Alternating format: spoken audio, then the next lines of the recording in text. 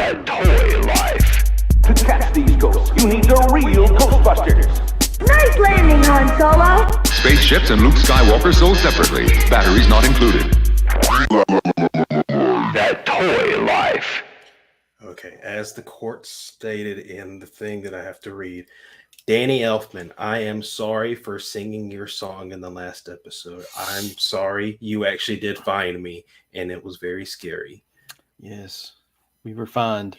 We were fined for his outlandish singing. Oh, wow. You still have a song called I Like Little Girls. But besides that, I'm sorry that I sung the Halloween song from the, Oh, gosh. Wrong Halloween. Wrong Halloween. No, he didn't find me. He didn't find me. And he never will. So, yeah, speaking of Halloweens, Ashley actually did something I was not expecting. Yep, I did. So you went through all the Halloween movies, all 80 of them. No. So we talked about last week. We talked about the Halloween. What's 4 movies called? It's not a trilogy. It's a quadrilogy. Yeah, I guess you could. Well, it's basically like a trilogy sequel to the very first movie. Yeah. Okay, a trilogy sequel to the very first movie. So I went back and I found the first Halloween movie, which was on YouTube TV, but I had to do a search for it, and it came up through like video on demand, right?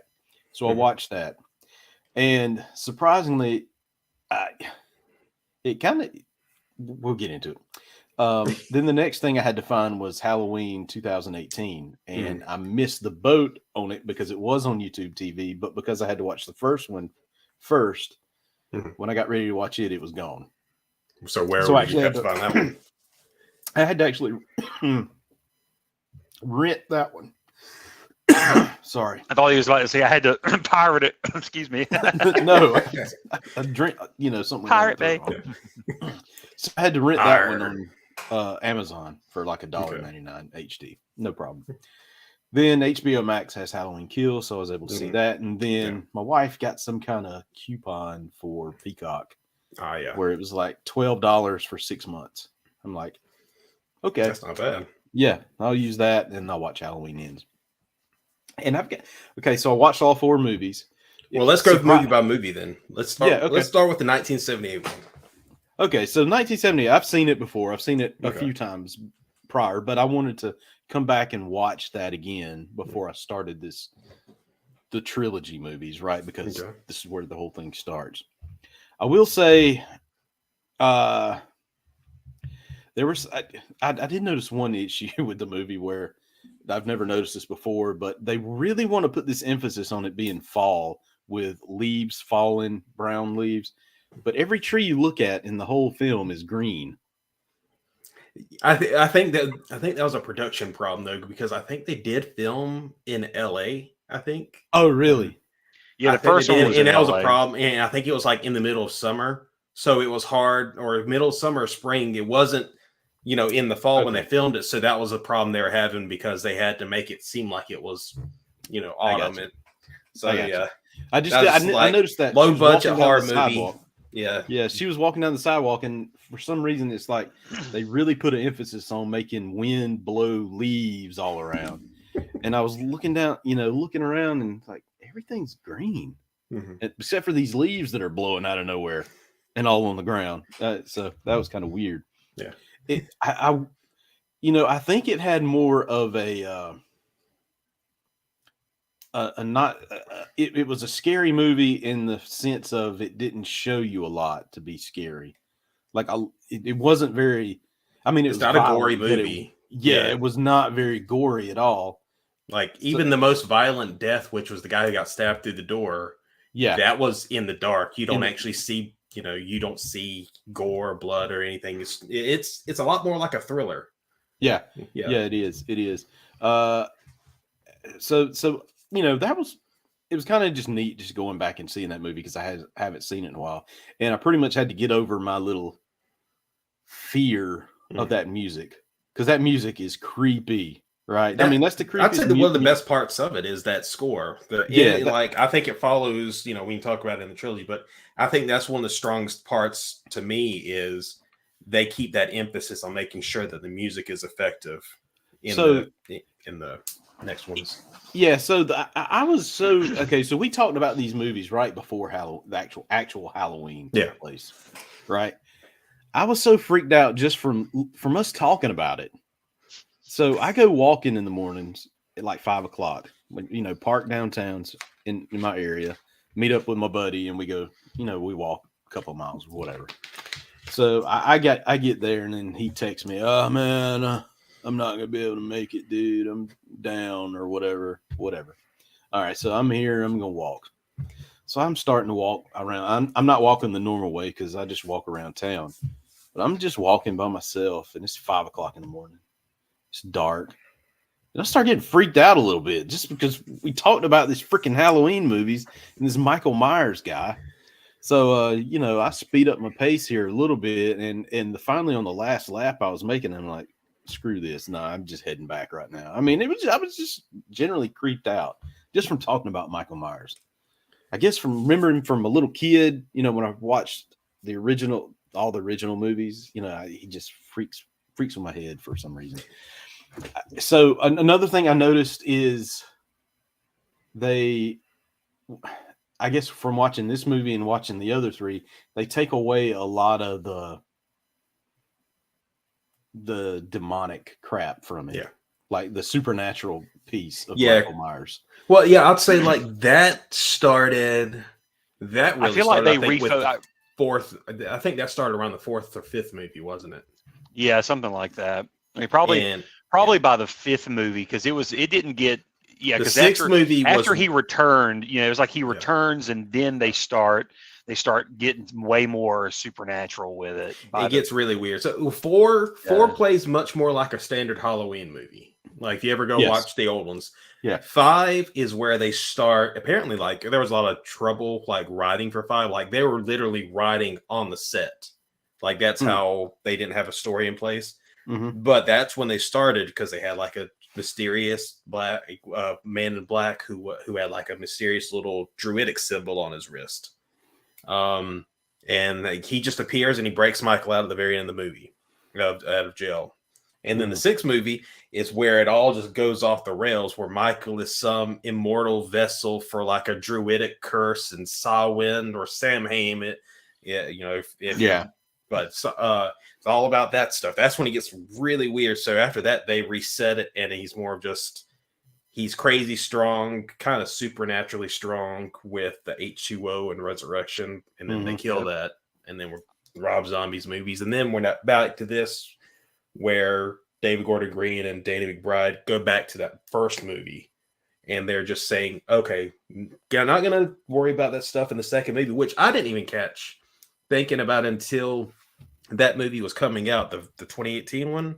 Mm-hmm. I remember like there was an interview I think Danny McBride was talking about where they're going back to just using the first movie where the sibling stuff wasn't established, and that was my first realization that holy crap, the first movie actually doesn't establish that at all. That was something that was only in Halloween 2.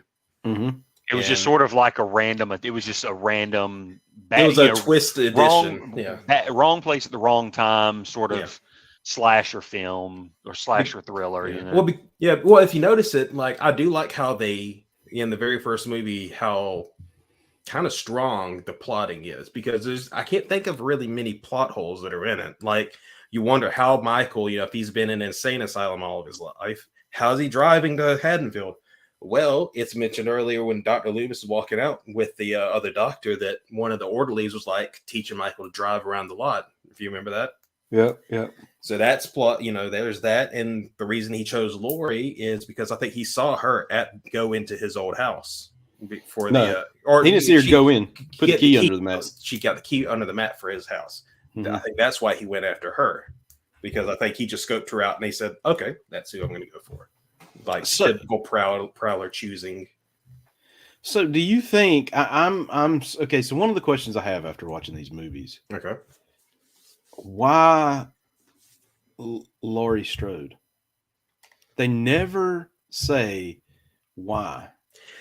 Here's the thing, though. If you think about it, it's almost like a meta. I would say it's almost like a meta commentary, because all the circumstances in which they face each other from then on don't come from either of them. Like Lori does go after Michael at first, but after like Allison has her close call, they all hole up at her house. The only reason Michael ends up at their house is because of the twist with Sartain. He's the one that takes them there. Yeah.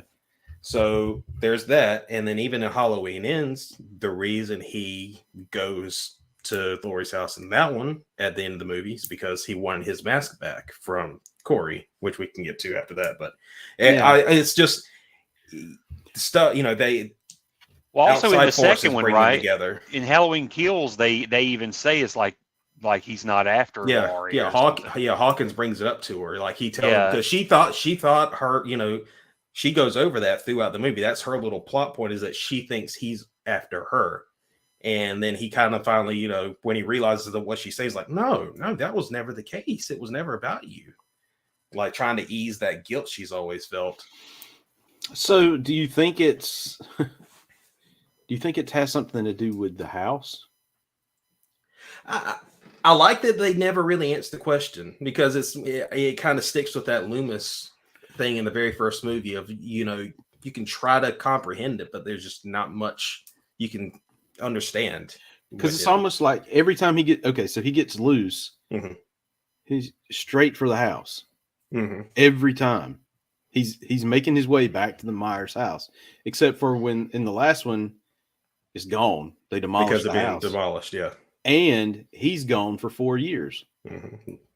only to resurface after the Corey stuff. Yeah, coincidence there. Now, if you do notice, though, I kind of want to wait till we get to the movie, but they do. He has been busy in those 4 years, because there's little implications if you pay attention to the world at large. Like at one point, there's a billboard on the overpass where Corey falls over the bridge, off the bridge. If you look at that sign, there's a missing woman sign. So there's that's the implication that he's been and then the homeless man also, that kind of establishes that Michael has been randomly killing some people over the years, but they could never, figure out that it was him. Has he? Or because they did make a point in that movie to show that, after all this, the evil ends tonight or whatever, in gun, people hanging themselves, people getting shot, all this stuff. They made a point to say, this is not Michael Myers. Yeah. This is just normal violent stuff that goes on. Definitely. I would say there is the case where like the homeless man even says, he says that he does take people in there. He has seen people go in there and they never come out. But that is also an infectious of the idea of this evil that haunts a town, to the point where people that brought, they go that nuts over it. And that's something that's in that, I know people try to really go after Halloween Kills for characters making dumb decisions. Because, I think about one of the biggest ones would probably be Lonnie's father.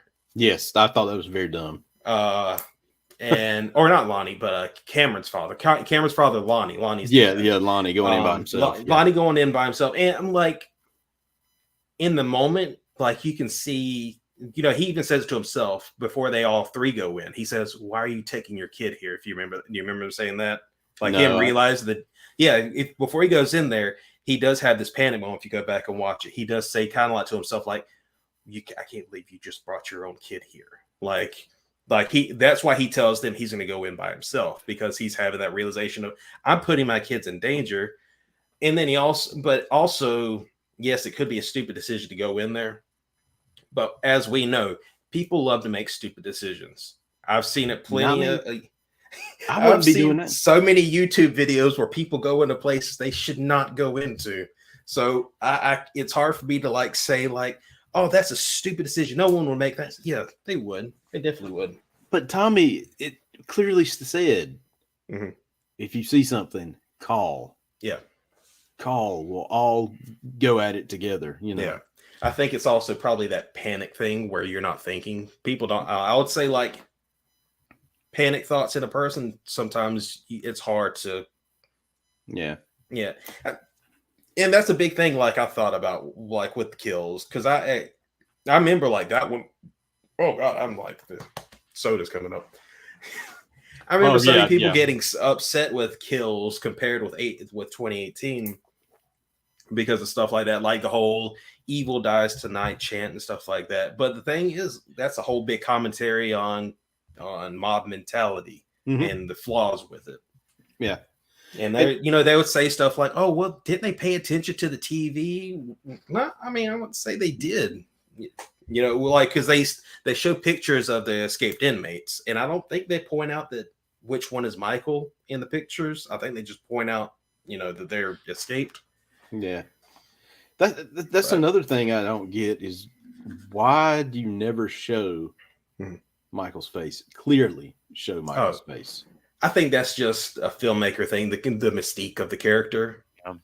It's like I appreciated that. Yeah, because I feel like if you just got a full-on look at his face, it's almost like the curtain is completely down. It's like looking at the set droppings behind you, like you'll see the lights and stuff like that. It would totally ruin the shot. You know what I'm saying? For that evil and mystique of Michael Myers. Yeah. So they always just go, we're never going to focus and see his face. Yeah, you're only going to see a flash of something, or you can see obscured side profile or something. Yeah, you'll just never catch a full-on front profile of his face. So you're saying the reason behind that is to take the focus off of Michael Myers and put it on evil in general. Like he in the mask, he represents evil. Yeah, because I noticed too when I was watching these last three movies, when I was looking at the credits, what the guy's name, something Courtney, James Jude Courtney, the guy who, he was the guy who wore the suit. Yeah, he played never came up as Michael Myers, always the Shape. Yeah. Oh yeah. The Shape is the actual. I like that's the actual name of the character. It's called from the first movie. It was the Shape. Yeah. What? Where was that at?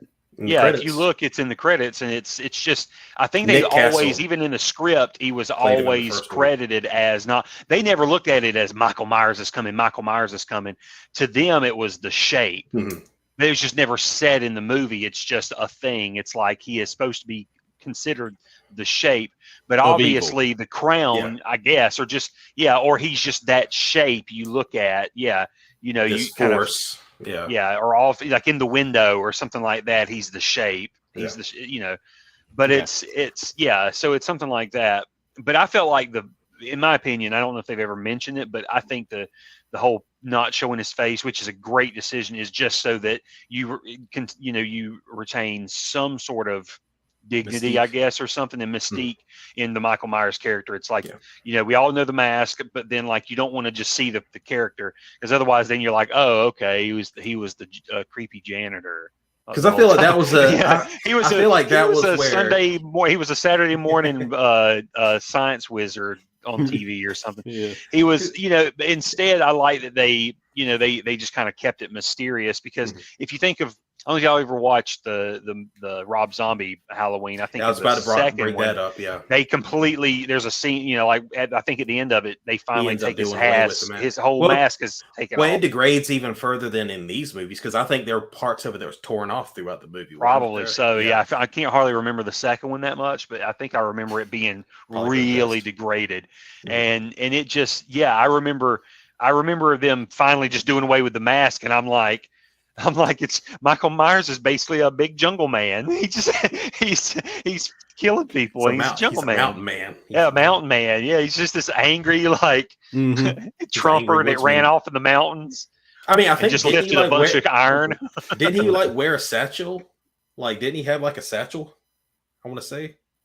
Like a fanny pack?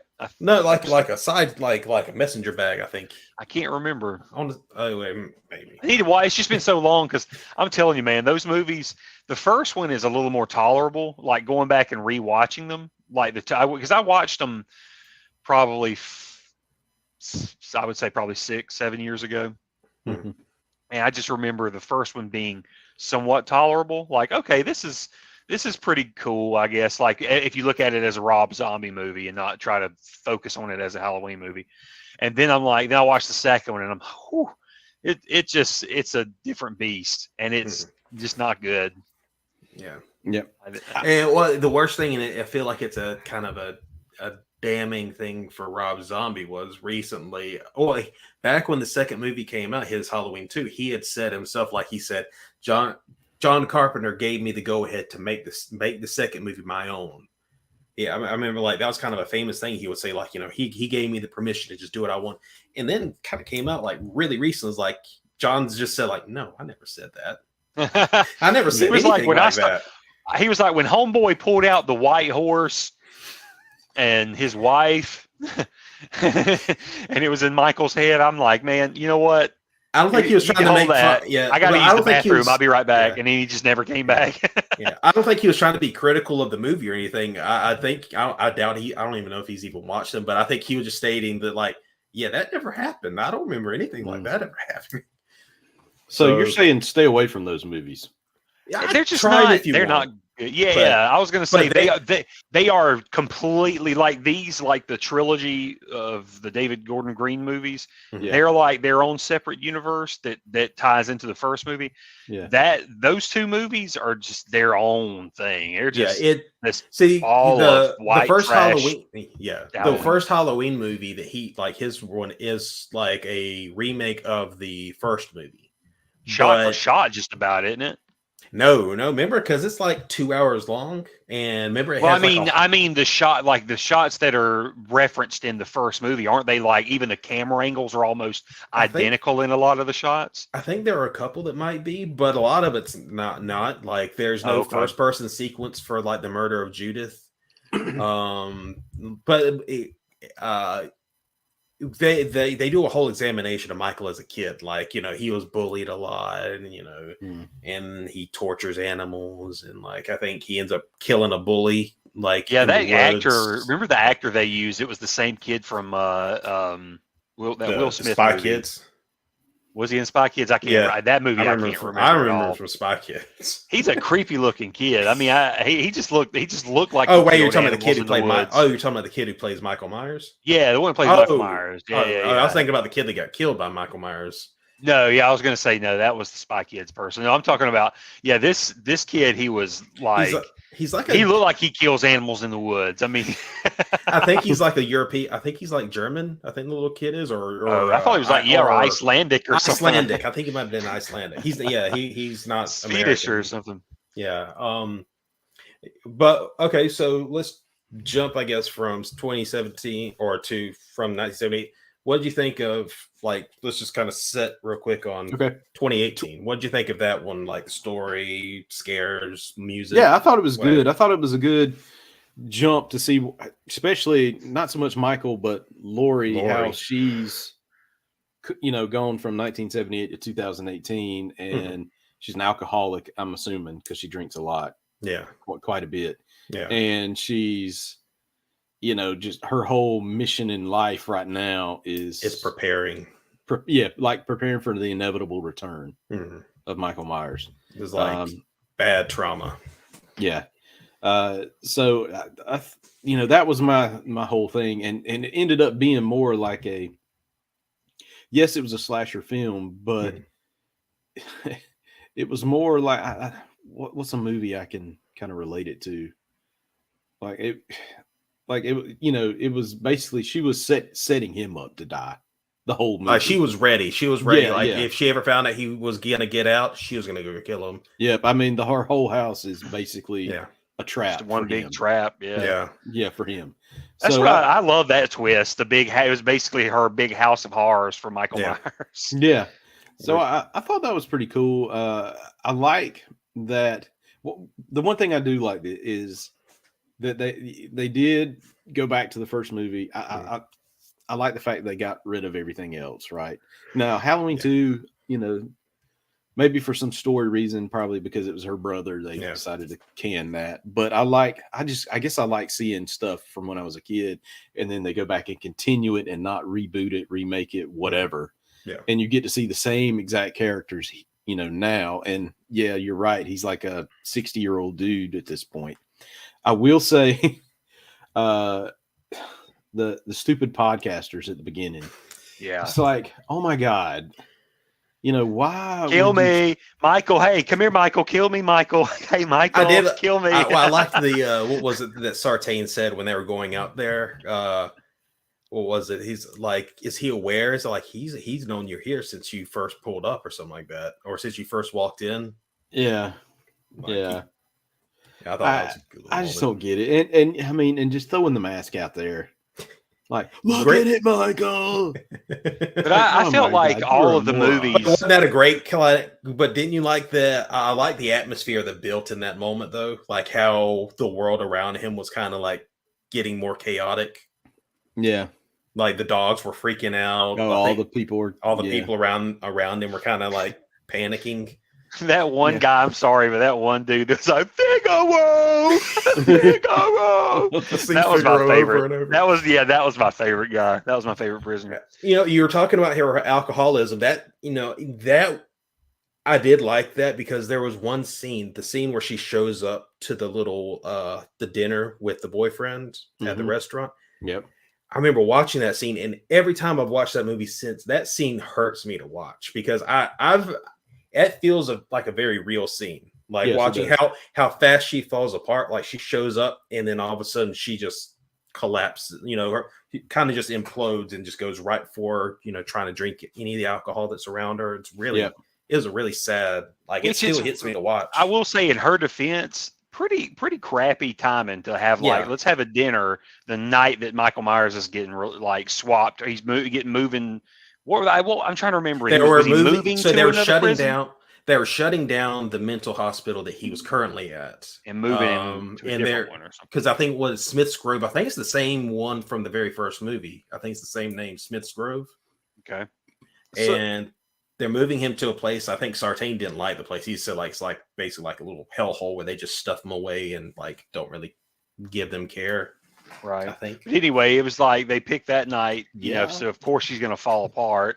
Yeah. But yeah, no, I think though that speaking to all of this and the sort of like you were saying, the crazy podcasters and stuff, to me, it all sort of adds to what I call the campiness of that franchise.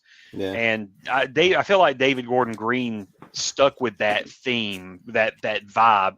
There's a certain amount of camp in every part, like in every movie, in every Halloween movie, where it's like a little bit of, it's almost like you have to have a little bit of suspension of belief. You have to kind of, or disbelief. Yeah. You have to people are gonna make dumb decisions and act kind of crazier than normal and stuff, or like in Kills where they're like evil dies tonight and all that. Or Michael might be a little bit more than like he can be a little bit more than human, but he is still human at the end. Right, exactly. It's just to me, it's like that tad bit of camp that makes it, I guess, a little special. I don't know. That's how I view it, and it never bothered me. I guess some people maybe more than others. I don't know. Well, for everything that I say about, I like this because they take all the demonic stuff out of it, and you narrow it down to just this evil dude, Prowler. Right?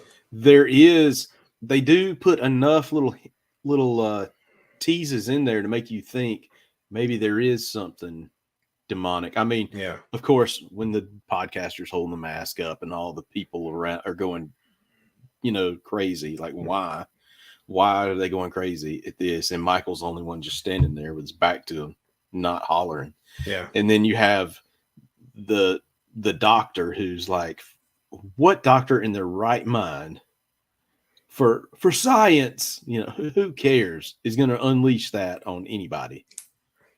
I think it's just that whole, I think he kind of just falls into that, what if Loomis went crazy?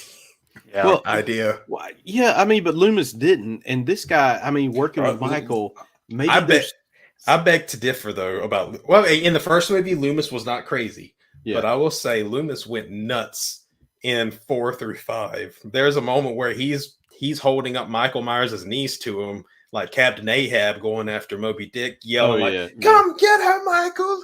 Come get her!" Yeah.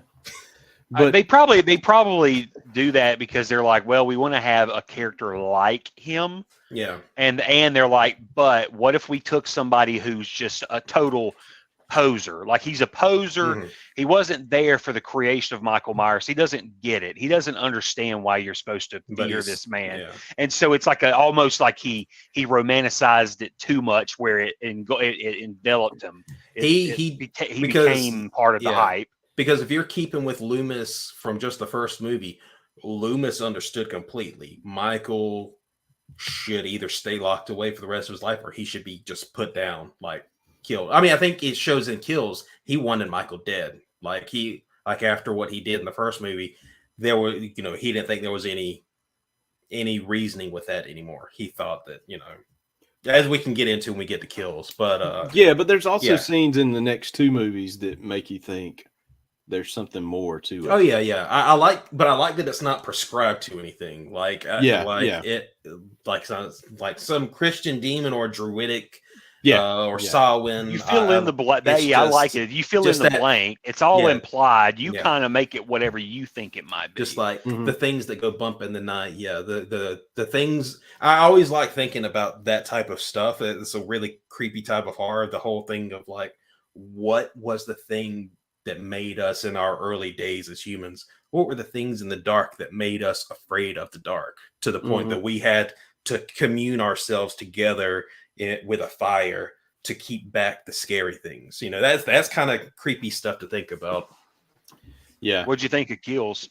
Well, I have one more question though about 2018.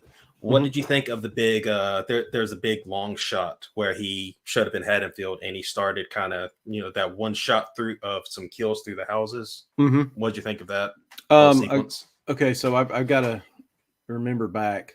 Okay, so when it starts with some kids like out trick-or-treating, they run into Michael, and then all of a sudden, this camera stays with him. This is a one take. Yeah. And he just walks down that driveway where the woman is, goes inside, kills her with a hammer off screen, takes the knife, walks out, and he goes towards the couple getting into the car, which I can bring back up because I loved how the continuity traveled from movie to movie. And then after they leave, he goes into the woman's house, kills her, and then I think it ends after that. But I thought that was an incredible sequence, all done in one shot. Yeah, and it just shows he's traveling back home yet again. Like, for whatever reason, that house means more to him than it's got a pull on him. There's two things. Yeah. The mask, he can track that mask anywhere, and he knows where his home is. He can get back to his home anytime he needs to. That mask didn't have anything to do with Judith. I want to say around with Judith. Yeah, I want to say there's an implication of. Well, I want to say there's an implication of the mask helps him not, like, if he looks at himself, he doesn't see anything. Because I like that if you look at that, it's something that's mentioned in Kills, is that if you remember when we get to that, some of the flashback sequence that happens, they mentioned that, when he was a kid, all he would do was stare out the window. Or that's what they thought he was doing. And if you remember at the very end of Kills, he's looking out the window again. So there's this implication of, like, maybe he's not looking out the window. Maybe he's looking at a reflection of himself in the glass. And he likes that location, and he maybe liked that location because of, like, I don't know, maybe the way, he can see Haddonfield, but also looks at himself. Yeah. I don't know. I just took it to, well, I'll talk about that when we get to the ends. All right. So we got Michael. Yeah, I mean, that whole kill scene was actually pretty cool. It was actually pretty cool. And so going into Halloween Kills, I took from what you said last time, Halloween 2018 is just commentary on dealing with tragedy from a personal level, right? The Laurie Strode. Yeah. Next one is a community level. Yeah. Kind of how they deal with it. And so when I watched it, I noticed more, about the, I mean, obviously it's pretty obvious when you watch it, but I just kind of focused on it more on how a community reacts to this. And I thought it was pretty cool. I didn't like that. What's his name? Anthony Michael Hall. Yeah. I didn't like that he died. Yeah. The ending for Halloween Kills sort of was cliffhanger-ish. Was it though? Because it was actually originally shot to be a cliffhanger, because originally when they did this trilogy, when they originally so the way it went production wise was the first movie was made on its own by 2018. Yeah. That was made without any intentions. Like Michael was going to die down there in that fire, and that was going to be the end of that story. Yeah, and you kind of hope that Laurie maybe survived that stabbing. Yeah. But then it blew up, and they said, okay, we're going to give you so much money, do what you want, do 2 more movies. And they, so David Gordon Green and Danny McBride said, okay, we'll do that. But their intention was they were going to make the entire trilogy take place in that one Halloween night. So at the end of Halloween Kills, originally, you can actually see this in deleted scenes. At the end of it, he picks up after he kills Karen. I think he picks up her phone. I think Laurie tried to call her from the hospital, and he answers, but he doesn't say anything. He just breathes, and she realizes what has happened. So Laurie walks through the hospital. There's a shot of you can see where Laurie's walking through the hospital. She's back it's in the extended cut. Yeah, they have it in the extended. And she's got the knife that was with her in the hospital room that I think Allison left her. She has that knife with her, and it was supposed to say okay, then she's going out. She's going to go hunt him and finish this off tonight.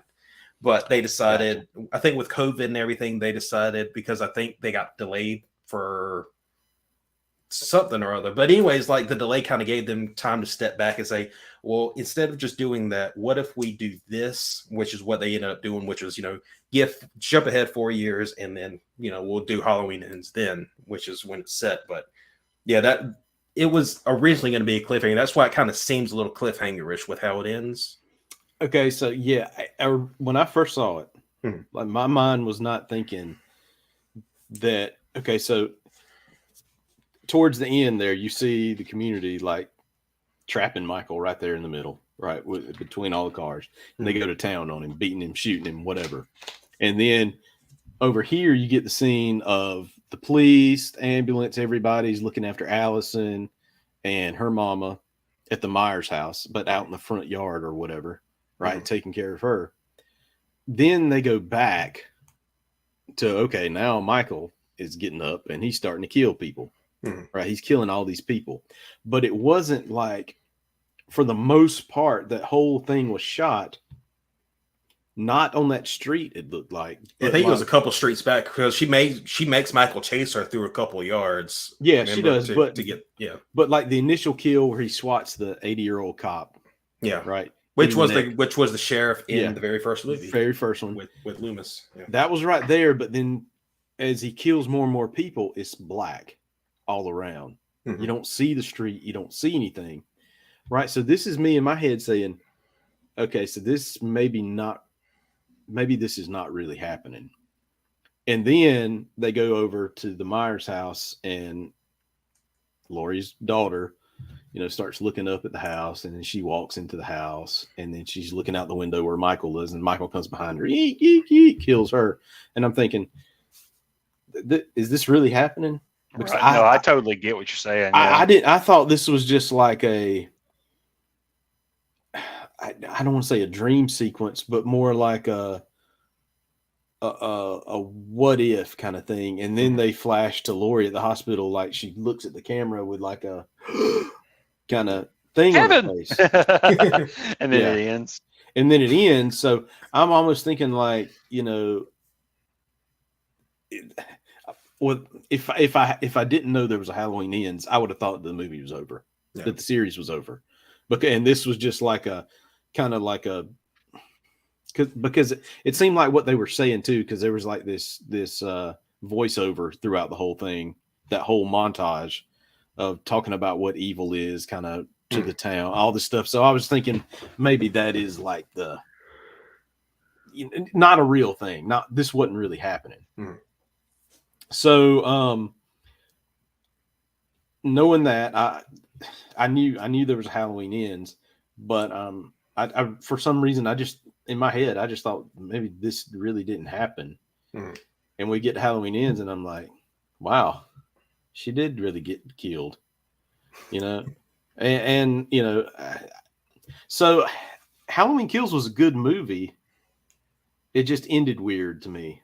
Mm-hmm. It didn't end with a finality, but not a finality to the story. Yeah. But it didn't have like an ending that I thought was real. I thought there was like a stopping point. Yeah, I thought it was just sort of vague. Like I called it like a hinge movie because that's what it felt like to me. It was sort of like that, just that middle hinge to get you to the third act or something. But then they totally flip it with the third act and give you a time jump and then a completely tonally different movie. Yeah. But I agree with you in terms of like the structure of the second movie. It totally feels. I even feel like you're kind of, because even like think about this. Laurie is just on the sidelines for the most part. Yep. But she's also still having her own thing she's going through. But they sideline her for most of the movie because there's all this other stuff that they're laying out and playing around with, and it just structurally it plays around with normal movie structure where you have like a through line story, and then you have like getting to know the characters, and then everything builds to a climax. That structure really isn't in the second movie. I get what you're saying. It's kind of a different beast, and by the end of it, you're just like, is that? Maybe I'm thinking that the stuff that happens that I was talking about was maybe in Laurie's head. Oh, like didn't really happen. Yeah. Oh, I totally see that. Yeah. In Laurie's head, that her daughter gets killed, and then Michael, but because to me it almost felt like this is it. Michael's getting killed, right? Mm-hmm. He'd have been shot 3-4 times, right? Dude ain't got no fingers on one hand, or he's got. I think he lost 2 fingers. Yeah, I think 2 fingers. Yeah, so it's just like this. Yeah, he's being beat with a baseball bat. He's being stabbed. How can this dude come back? And if he's not like demonic or something, or have some evil powers, but he does. Yeah, this 60-year-old man does.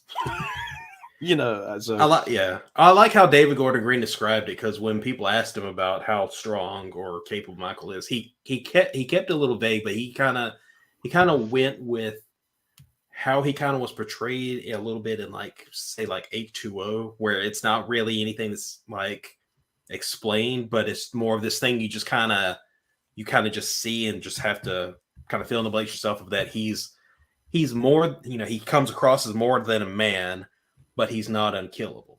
Yeah, I guess.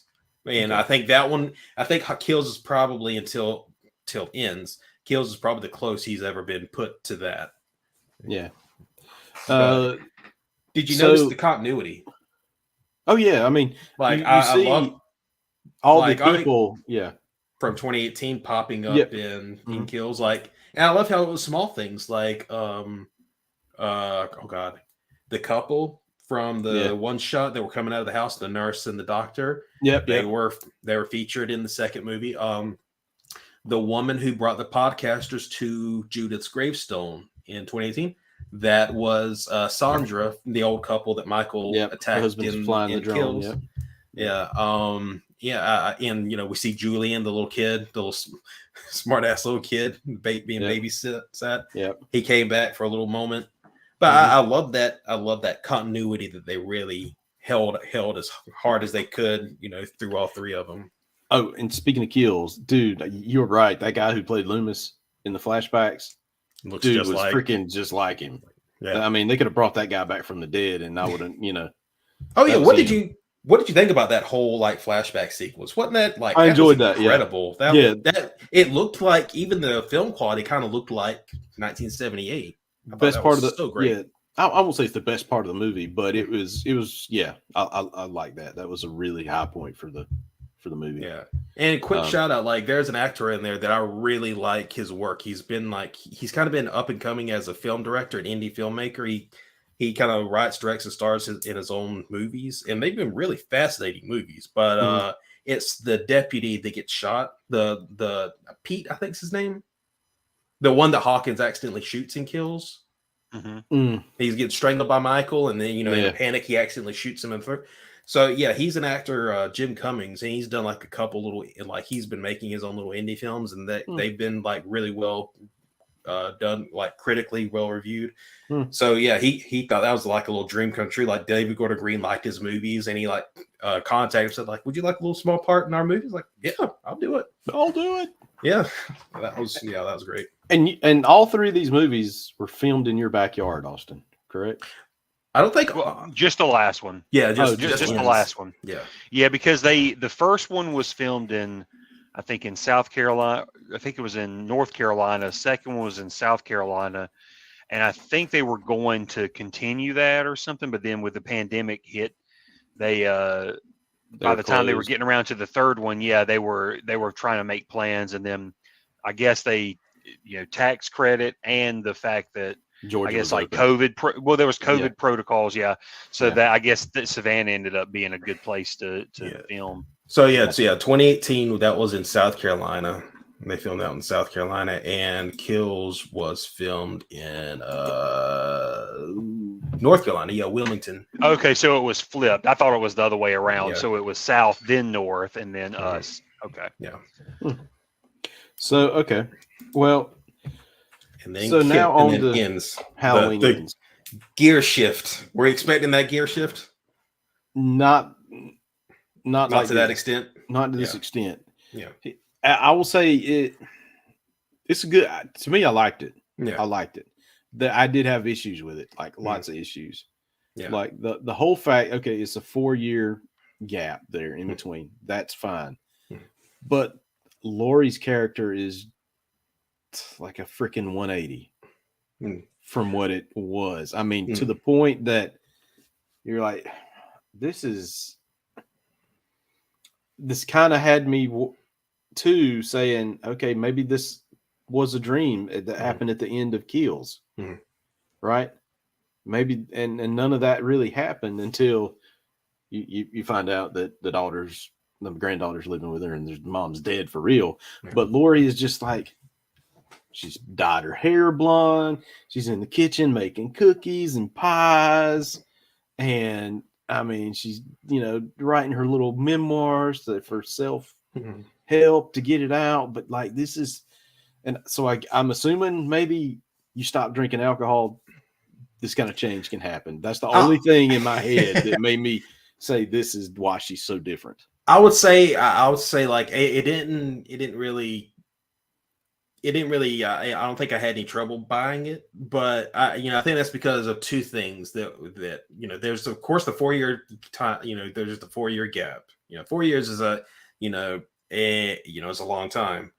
And also there's a line by Allison that confirms that in that time, Laurie has been seeing a therapist. She has been getting, help finally, that it seems like she's been resisting it for a long time.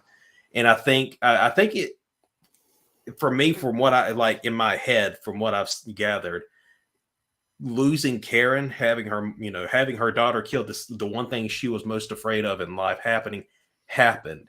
And I think that probably finally kicked her into finally realizing I can't go on like this, because it's proven that no matter what I do with that, it's not going to help. So I need to make some changes. But because she still had her granddaughter, Allison, she had to be there for her. But what? She spent the prior 40 years prepping. Yeah. To do this thing with Michael again. Mm-hmm. Now, Michael ain't dead. He's just been gone for 4 years. Mm-hmm. She just like kicked back saying, well, I'll just wait till he comes back and enjoy my life. Well, I think that also goes back to what Hawkins did. He did kind of take that burden off of her when he told her that Michael was never after her. It was just a wrong place, the wrong time. It wasn't about her, So I'm assuming she moved on the side of Haddonfield that's totally away from Michael Myers' house. Nah, but okay, so in headcanon, in my headcanon, after they mentioned that they've torn down the Myers house, I'm thinking Michael's still there for whatever reason. And then he sees the bulldozers coming and he leaves. They tear down the house and it's like what his draw, whatever it is to Haddonfield, just leaves. And that's why he goes to live in the sewers. I could buy that. I could you know, see his one little place in the world is gone to him. So he goes and, you know, lives the recluse life inside of a wall inside of the sewers. A wall about that big where I don't know how he even Well, I think he was just hiding in there for that moment with Corey, because we see other times when Corey goes in there and he's not hiding in there. I think he was hiding in there because that was right after he dragged Corey out. I think he wanted that. He wanted that scare moment. I think he likes the fear. And you can tell this is an old dude and he ain't in the best of health. Not anymore, especially. Not anymore, because Corey even just, you know, kind of beats him down, takes I actually just watched. He put hands on him. I actually just watched Ends again because I did recently. This week I signed up for Peacock, and I decided, you know, I'm on here. I got it to watch. I'm going to watch it again. You know, I can have, you know, watch it, pause it at my heart's content. So I really like being able to kind of go back and watch those kind of scenes in the sewers, because when we watch them in the theater, the lighting can kind of throw you off. Yeah, a little dark, yeah. So I was able to kind of watch it to my heart's content, really see what was going on. And yeah, he was like, you know, you could tell he was physically messed up by that beating he took. Like he doesn't seem like he's as 100% as he was back then. No, he's not. But I did like that the whole idea of what Lori mentioned in Kills when she was having a little conversation with Hawkins about Michael. She said, you know, the more he kills, the more he transcends being a man, basically, to something more, which is kind of the whole thing where David Gordon Green talked about, like, he's kind of more than man, but he's also not unkillable. But you know, when he kills the cop, Doug, you know, when Corey lures him into the sewer and, you know, tells me, you know, show me how to kill, you know, the music starts again when he grabs that knife. And then when he, you know, finally kills him, you know, you kind of see, you know, he's like, it rejuvenates him almost, like the thrill. Yeah, he stands up a little bit taller. Yeah, like you see, like, his, like, suddenly his posture starts to, like, straighten out. Yeah. I thought that was really, I know it could look silly, but there's so much I really liked about Kills. I know a lot of people didn't like, because, you know, Michael really is a different creature in this movie than he is in the rest, you know, in any other ones. He's nothing like this. Yeah. And I thought that was refreshing, though. So, yeah. I mean, I didn't mind the whole Corey thing. Yeah, I liked it. Yeah. I didn't think that he would die in the movie, because I was thinking this is going to be like the start of set up for a new Halloween films down the road. No, that toy went back in the toy box. Yeah. So one thing that was creepy was this dude that the cop that Allison dated, looked like he was 40 years older than her. I mean, what was that deal? You know, I just put it down to it's a Midwest cop. I mean, I'll just say, like, yeah, they probably, you know, I feel like she probably kissed him one time at a party when she was so, like, just wasted. She was wasted, and the dude probably tapped her on the shoulder. She turned around and kissed him, and then he hasn't left her alone since. I feel like that's it. She made a bad mistake, and he will not leave her alone. Yeah. I would say I would add a little bit onto that, because the dialogue when she does mention him, it does seem to imply that there was something there, like, as in, like, not an actual relationship, but like they probably did go on a date or two, but it probably, you know, fell completely flat, and she was like, okay, I'm done with this. No. But he did not, you know, he probably thought that they still had something going on and he couldn't let it go. Yeah. But one of the weird things is, okay, from the first movie, 2018, Halloween Kills, there's that drive to get back to the house. Yeah. That's his motive. In this movie, there's no house to get back to. So now it's just like, I looked into Corey's eyes and gave him the Halloween spiel, and we're, you know, together now. So I'll just go on a few kills with him. I would say that moment when the eyes lock and you see the little flashes, you know, you see the things that Corey, you know, it's almost like what you see for Corey is you see the turning point in his life, because that moment, that accident was when everything changed for him. That, you know, you know, you remember, like, how he was talking to the mom at the beginning, you know, he was like, he was getting ready to go to MIT or something, like some engineering college. Yeah. And that moment that I guess can, like, with how the town treats him after, I guess Michael's, I think it's supposed to imply that there is recognition seen between them. Yeah. I just don't see why he and Michael went to the doctor's house together. I think Corey lured him there because it's almost like Mama Bear trying to teach Baby Bear how to hunt.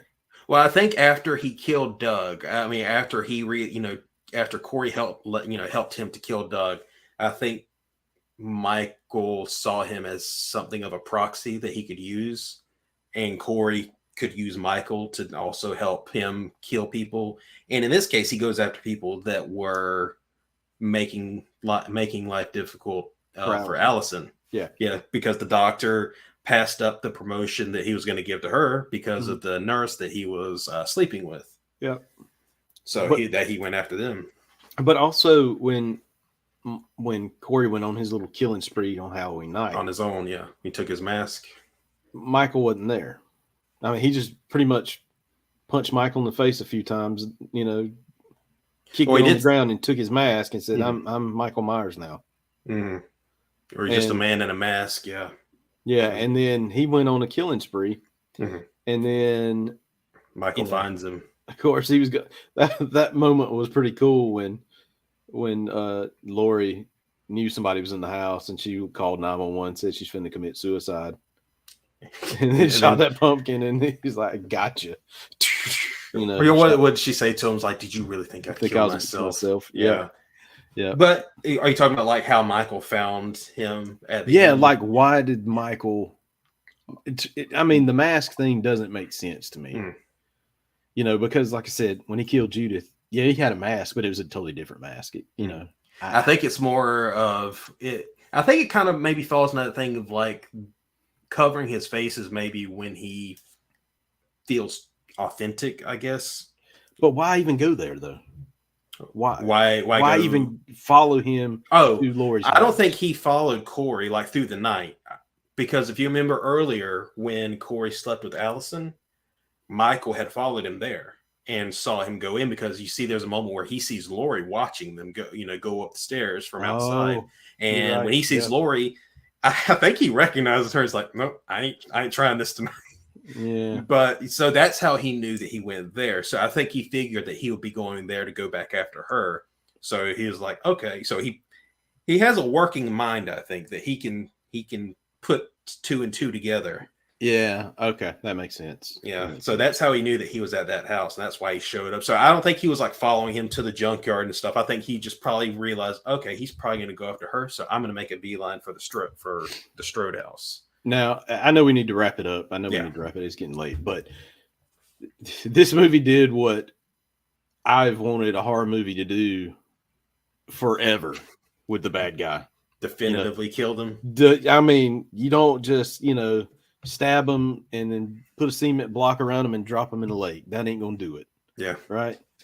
This movie, she and I like the way that they portrayed it too. Not just killing him right there, tying him to the top of the car, taking him around the town, and said, this is a healing night tonight. This guy's dead. He's never going to come back. Even that poor, I feel so bad for that Sheriff Barker, the guy with the cowboy hat. Like, he's had to deal with so much crap since 2018. Yeah. Like a town that went nuts because of this man. So when he realized he was dead, it's like, yeah, let's do this. Strap him up, and we're gonna take his butt down there and get rid of this. Yep. I wonder if they called like a local restaurant and had somebody like cater the event. Like they gave out like barbecue or something like that. Chick-fil-A was out there with their truck. Because I'm serious, man. They had a block party. I bet somebody had boom boxes out there. Kill Michael, then praise Jesus. With Chick-fil-A sandwiches. They had karaoke. they danced the night away.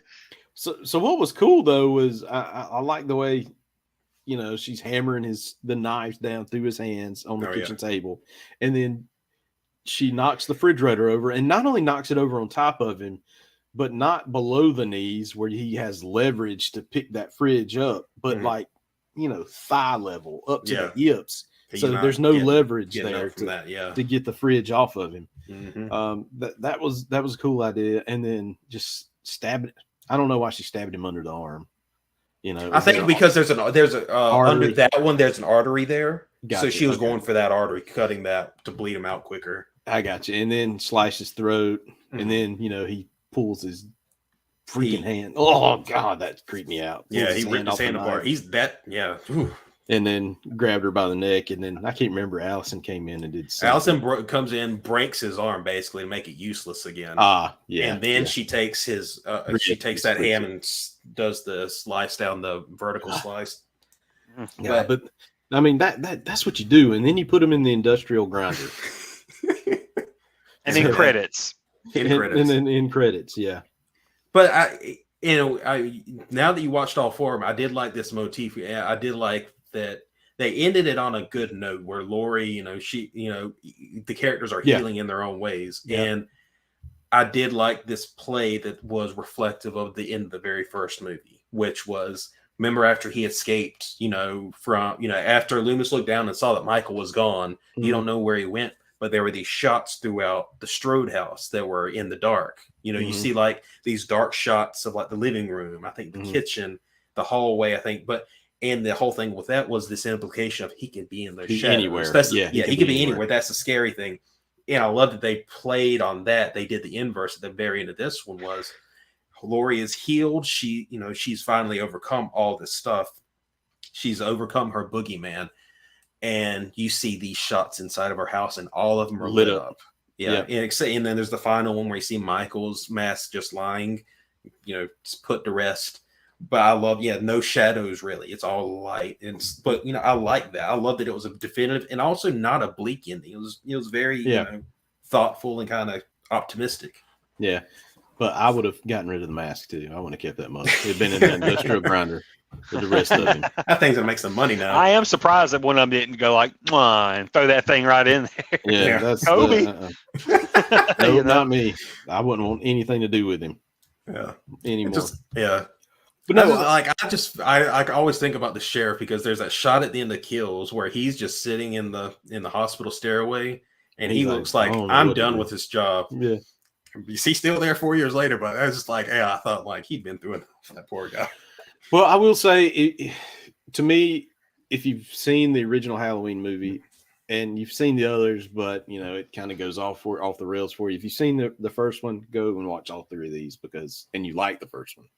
Watch these three because it really does tell one cohesive tale about this maniac and these people that he's putting all this horror on and how they react and how they deal with this evil. So I mean, it's not a 5 out of 5, but I would say, total move all of them together. Yeah, 3.5, 4. Okay. It's an enjoyable kind of watch. I think overall I'd probably go for 4.5, maybe. I really like this timeline with how cohesive it was. It has a solid beginning, a middle, and an end. And there wasn't many scares in this thing. There was a few moments maybe throughout a couple of films the tense moments. Yeah. But like I've had more tension watching The Walking Dead, than I had watching this. I guess I was in it for the story of how are they going to defeat this and how is it going to end? And it was good, for a movie story here. Yeah. And one quick aside, like I think one reason I really like these compared with like a lot of other slashers is that, especially with this final trilogy, this trilogy, there is a focus on the characters that doesn't feel like other typical slashers where it's more like, it's just checking boxes of these character archetypes and you're not supposed to really care for them. They don't give you much to care for. So you just they're just pieces to be killed by the slasher. I like that these felt like more than characters. I didn't want, I really didn't want these characters to die as Michael was, going after each and every one of them. So I like that it wasn't set up like that because it was just as much, if not more so, Laurie's movie than Michael's. was, it's Laurie's story. Oh yeah, and her family, and And I like that it wasn't the typical, oh, the teens are having sex, they're fixing to die. Yeah, kind of stuff. This was, at some points, it was totally random. But at some points it was calculated, and that was his whole being. It wasn't just, you're doing something bad, you're gonna get it for the moral of the story. Kids don't do drugs, don't do sex, or you're gonna get killed. So, and actually, was there even any nudity throughout this whole thing? Maybe the recreation of the Judith scene when he's killing her. But I think that was just if that counts because it's archive footage. But I think you're right. I don't think there's actually any nudity in the David Gordon Green trilogy. Yeah, which is weird. Yeah. But it's refreshing because it's not needed, especially for this story. It's not like it was necessary. Oh yeah, no. I was just waiting on that. Okay, here's the two teens. They're fixing to go do it, and slightly more sophistication than Friday the 13th. Yeah, but they're gonna get killed because Michael's walking up the sidewalk. If anything, I think David Gordon Green just didn't like teenagers. I think he made that pretty clear in this movie. They were just annoying. He's like, don't you just want to stab them to death or grab them by the face and slam them into that wall and through the staircase and twist that face, push their face through the iron gate. Spikes. Stab it through. Like, why do you want to do that? Yeah, just because. Yeah. Poor Cameron. He had, I think, out of all the deaths through all three movies, his felt like really visceral. Like, and I would say this even more so maybe than the DJ in Ends. That was a pretty gruesome one too. But this one, that just felt so like that was one where he was really doing it to be as cruel as possible with Cameron. If you noticed that. Who was the one with the eyeballs where he grabbed the head and shoved that? Was Big John. No, Little John. I was going to say, was Big John Michael? Big John was tall. I think Big John was tall. So Big John was Michael McDonald, and Little John was the Jimmy from the Mick. Yeah, that's what I always remember him as. Big John, look what I can do. I got a knife, and then I got a knife too, the cheese knife. But yes, I'm glad. I'm surprised you watched all four of them. Well, y'all, you piqued my interest talking about it last week, so I really wanted to. It was one of those things I wanted to watch, but I wasn't going to go out of my way to watch it. It'd have to be like the perfect situation. And then we talked about it, and I was like, you know what?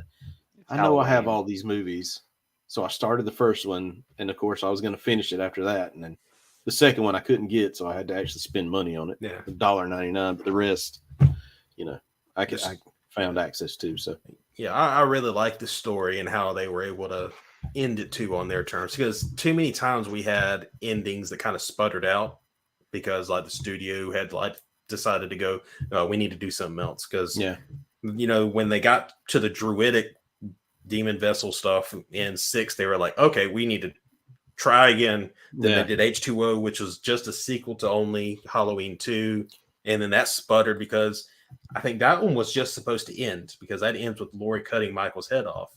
Yeah. But they had to do a sequel to that, so they had to retcon his death and then bring him back. And then when that movie ended, they didn't know where to go, so they had to do a reboot. So I'm glad this one just ended. I hope they don't do any more.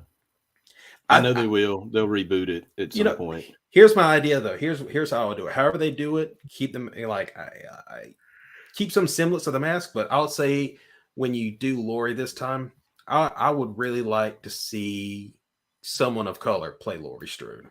If like a new like reboot of it, because I loved it. Like Jamie's ended it in a perfect way to me. So I'm ready to go.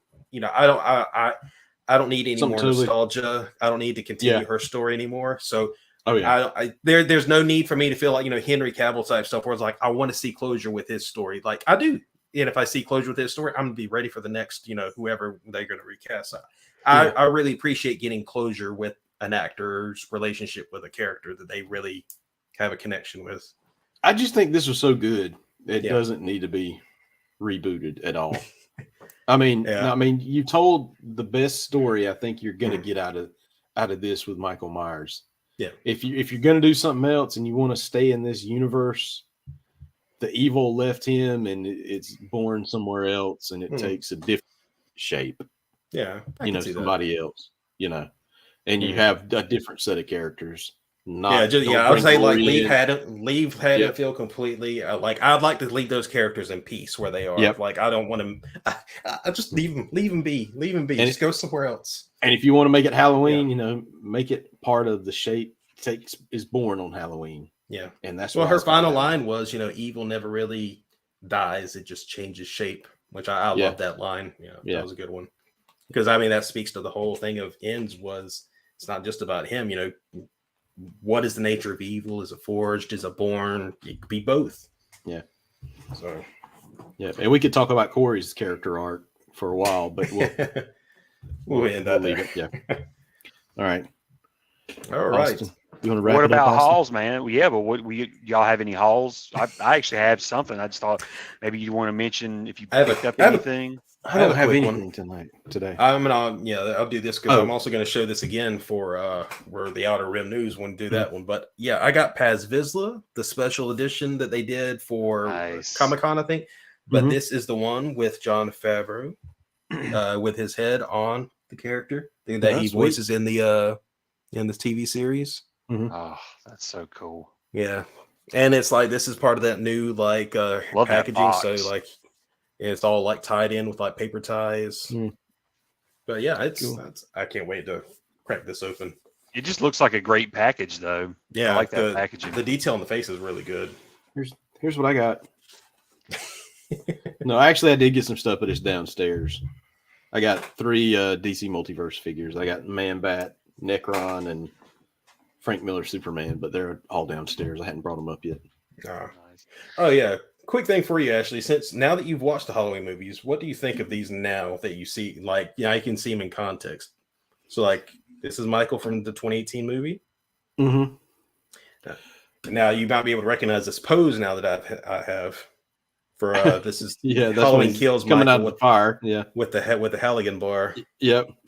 And then I also got Lori with her shotgun. Dude, those look cool. I just couldn't put them on my shelf. I think they might come to life or something. As long as my Superman figures come to life and take him out, that's fine. I'm hoping I'm crossing my fingers for NECA to do Ends Michael just so I can have 3 to set up one side by side. Because I'd like to have that mossy, decayed look that he has in Ends. I'd love to have that. So you take Hawkman up to Michael Myers, beat him with that metal. What an image! No, what happens is he snatches the hammer and bashes in his Hawkman. Yeah, of course. Yeah, Hawkman's dead. I actually picked up this fella. Oh, is that the preview figure? No. I've got him in the back there, but this is just the I already took him out. But yeah, wait, is this the episode 1 or is this a Hasbro episode 1? Episode 1. Okay, episode so this 1. is I just gave him the other blade. Instead of this is from a Clone Wars. I think this is from a Clone Wars figure, but this is the original. Remember, this is when they had the blue blade. Yeah. Mm-hmm. So yeah, you get that. I finally saw it for really cheap and was like, gotta get it. How much you paid? Just curious. $8. Did you get this at Planet Fun? Mm-hmm. Okay, I was about to say, I remember seeing them there. I think I was like, I just got to do nice it. Little episode 1 collection. Yeah. Yeah, I was like, I just got to do it. Just got to pull the trigger on it because Yeah. I've always wanted just one out of a package. Mm-hmm. So I got that, and then my little mini. I guess it's sort of like an early birthday gift that my wife gifted me. But I got my new way to. Yeah, I got Potter. Aragorn. Oh, Aragorn. Just playing. That's Aragorn. awesome. Who made I was that? going to say Snape. But I was just playing. But no, this is the Weta, the Weta statues. Oh, This because I've already got the Frodo, Gandalf, and I've got the big Balrog, and this is the Aragorn from that line. awesome. Yeah, like that. they're actually they're actually marked down because this company also, the Way to Art company or whatever, they also are doing the Ghostbusters line, and they've got a I've seen them do Labyrinth, but they've also, there was another one I saw them do. But anyway, I've seen Gandalf, Saruman, Legolas, Gimli. I've seen a bunch of them out there in the wild. Ghostbusters wise, I've seen Ray and Egon, and then like a Terror Dog. Those things are awesome. I want to get all of them. They just all look great. I think the Terror Dog's at Walmart. I think I've seen that. That's what I'm saying. These and they're I think they're all marked down to like $27. They were 40 something. And I just love the style because they're sort of animated, sort of like an animation style to them. And this was my favorite of like all the interpretations, or like the iterations of Aragorn throughout the trilogy, was, you know, his original like Strider outfit. Strider with the Strider sword and his long shanks, and then he's got his cloak from Galadriel. Is that PVC? Is that the material it's made from? I think that's PVC. Yeah. Okay. Yeah. Awesome. These are really cool. Well made. Yeah, they're really well made figures. So, yep. But that was my haul for this week, guys. So. Sweet haul. Nice. What? It's a fall haul. Mm-hmm. Don't forget.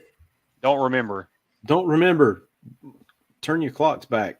Oh, is that tonight? That's tonight. Oh, yay. I get an extra hour. Extra hour sleep tonight. I'm going to sleep like a baby. Oh, dog is going to be so confused in the morning. Mm-hmm. Where's my food? Get up. It's an hour late. All right, guys. Until we meet again, have another toy-rific life, guys. That toy life. To catch these ghosts, you need the real Ghostbusters. Nice landing, Han Solo. Spaceships and Luke Skywalker sold separately. Batteries not included. That toy life.